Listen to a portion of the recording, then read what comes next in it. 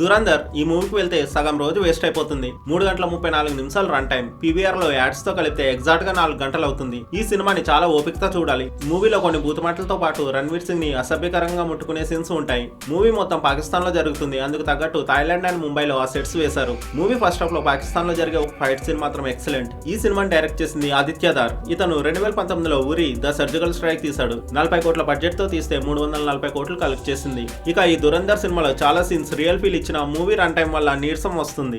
దీంట్లో కండలవీరుడు రణ్వీర్ పాకిస్తాన్ లో ఉంటూ ఉగ్రవాదుల కదలికల్ని ఇండియాకి చేరవేసే రా ఏజెంట్. ఉగ్రవాదులు ఎంత క్రూరమైన పనులు చేసినా చేతులు కట్టుకుని చూడటం తప్ప ఏం చేయలేని పరిస్థితి. కానీ 2 గ్యాంగ్స్ మధ్య జరిగే వార్లో మాత్రం తన పవర్ పని చూపించాడు. పెద్ద జుట్టు, గడ్డం, కుర్తా పైజామా, బాడీ లాంగ్వేజ్ అచ్చం పాకిస్తానీలా ఉన్నాడు. ఎస్పీ చౌదరి అలాం ఖాన్ గా సంజయ్ దత్ ఒక డిఫరెంట్ రోల్ చేశాడు. తన మేనరిజం కొత్తగా లేకపోయినా క్యారెక్టర్ మాత్రం మంచి పవర్ఫుల్ గా ఉంది. ఇక రెహమాన్ టికెట్ క్యారెక్టర్ లో అక్షయ్ ఖన్నా మంచి పవర్ఫుల్ రోల్ ప్లే చేశాడు. ఒక రకంగా రణ్వీర్ కంటే అక్షయ్ ఖన్నా క్యారెక్టర్ చాలా గొప్పగా ఉంటుంది. రెహమాన్ తన శత్రువులను చంపే ఎపిసోడ్ మాత్రం మామూలుగా లేదు. నిజం చెప్పాలంటే ఇదే ఈ మూవీకి హైలైట్. కొన్ని సీన్స్ లో రణ్వీర్ ని పచ్చి బూతులు తిడుతూ తన మార్క్ యాక్టింగ్ ని మరోసారి చూపించాడు. ఇక మాధవన్ డీసెంట్ యాక్టింగ్ చేశాడు. హీరోయిన్ సారా అర్జున్ ఈ మూవీలో అచ్చం పాకిస్తానీ అమ్మాయిలానే ఉంది. తనది ఇంపార్టెంట్ రోల్ అయిన క్యారెక్టర్ కి పెద్ద స్కోప్ లేదు. అర్జున్ రాంపాల్ టెర్రరిస్ట్ గా చేశాడు. కానీ ఈ పార్ట్ లో తన స్క్రీన్ టైం చాలా తక్కువ. నెక్స్ట్ పార్ట్ లో ఉండొచ్చు. ఇక ఫైనల్ గా సినిమా మంచి రియలిస్టిక్ గా ఉన్న చాలా స్లో పేస్ లో వెళ్తుంది. స్పై యాక్షన్ మూవీస్ ని ఇష్టపడేవారు ఒకసారి చూడొచ్చు. హిందీ పూర్తిగా అర్థమైతే పర్వాలేదు, కానీ సగం సగం మాత్రమే అర్థమైతే పెద్ద హెడేక్.